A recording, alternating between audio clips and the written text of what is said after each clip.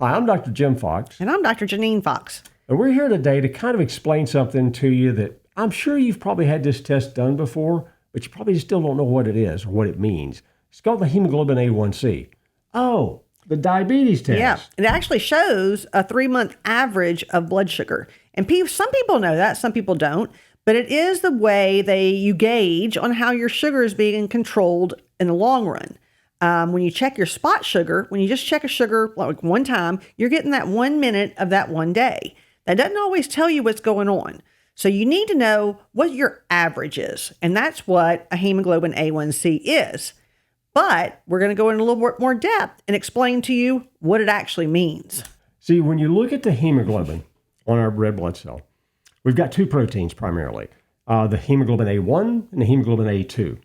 The A1 protein makes up about 97% of that protein on that hemoglobin. A2 is about 3%, so it's not significant. So we can look at that A1 protein, and what we're looking for on the A1C test is how much of that A1 protein is damaged from glycation, which is what?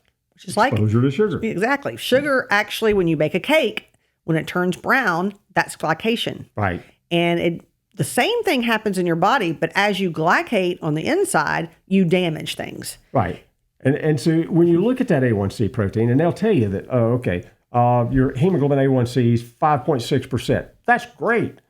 Well, not really. Okay, because what it actually means is 5.6 or 5.9 or 6.4, whatever the A1C test tells, that's how much of that A1 protein on that hemoglobin is actually being damaged from glycation.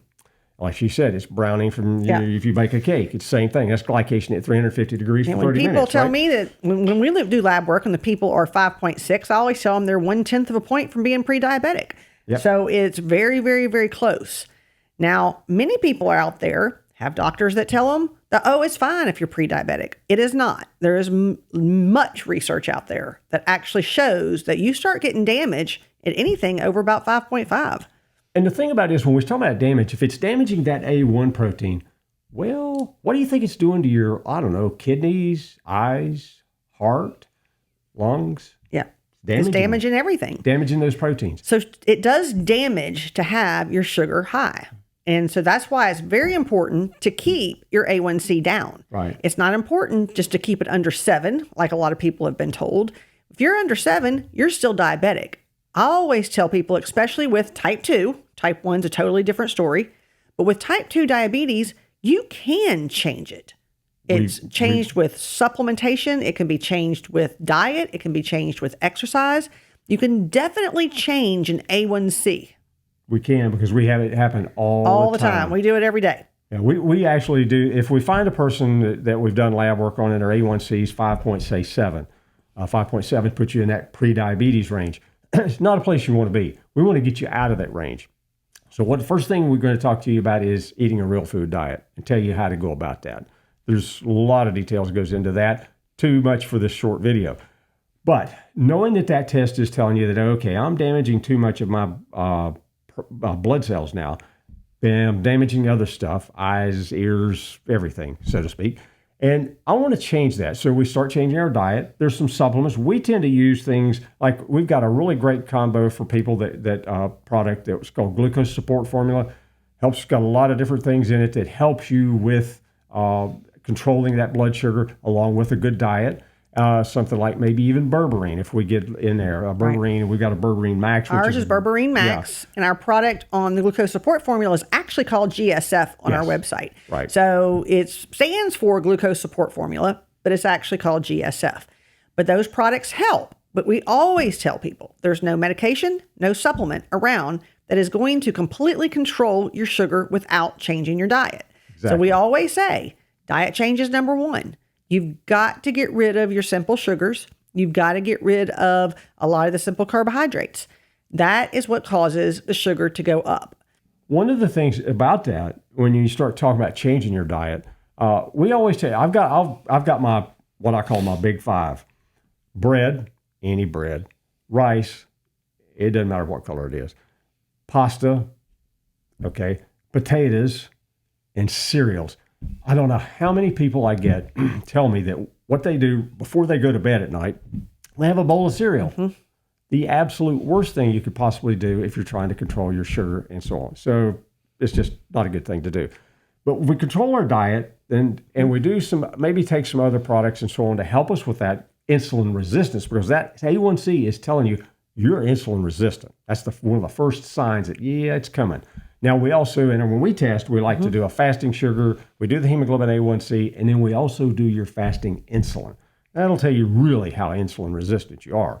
But when you do that, and we know a little bit about this. Now, okay, we got some supplements you can take, a GSF, the berberine max, changing your diet. One of the other things that people need to do is exercise. Yep. Exercise definitely helps with sugar control, and it actually helps with insulin resistance. And one way you can tell if you're insulin resistant, even, A1C doesn't always elevate right at first. You could be insulin resistant and your A1C still be normal. Usually the insulin is rising, the triglycerides are rising. So there's other things that are pointing to insulin resistance before the A1C goes up. So if you have those issues, you want to do something, or the A1C is going to be next. And one way you can even just look at yourself in the mirror and tell. If you gain all your weight in the middle, you're probably insulin resistant. And how many people do you see today that gain all their weight in the middle? I have people walk in the door, and sometimes I look at them and say, I almost guarantee you're insulin resistant, but we're going to do lab work and prove it. And I would say 99.9% of the time, you're correct. Yep. You can almost look at somebody and tell. Now, just because, although there's the exceptions that we see, you can be really thin and still be insulin resistant if you eat nothing but sugar. And we have those thin people that come in and they say, well, I can eat what I want. I'm thin. I'm skinny. I don't have to watch what I eat. When we do their lab work, they could be pre-diabetic. So, and some of them even wind up coming in and they're diabetic. So it's not always about that. But when the people gain it hugely in their stomach, you can definitely tell a lot of times that is part of the problem. Yeah. So there's no doubt that the hemoglobin A1C is a valuable test to do. Now you know a little bit more about it, because the hemoglobin A1C is telling you got damage, okay? And we want damage control if we're going to live a long, healthy life. So we want to get that A1C as low as we possibly can, to a point. Although you can get too low. You can get crazy and get too low. But typically speaking, if you get it down in that below 5.5, because the research is telling us 5.5 or greater, at 5.5%, we're starting to do a little more damage than we should. So we'd like to keep it 5.5 or less for our A1C. So, and if you have any other questions about the A1C, want to know a little bit more about it, want to talk to one of us doctors about it, best thing to do is contact us. We'll be glad to go over it with you. If you've had lab work done and you've had your A1C done, if you haven't, let us know. We can get that done for you in most cases. And I think that'll probably cover the A1C for you. Hopefully, we can help you live a little healthier life. I'm Dr. Fox, and I want to thank you for watching this YouTube video. Be sure and hit that subscribe button, hit that little bell so you'll be notified on any upcoming videos that we have coming up. And thank you again for watching our YouTube videos.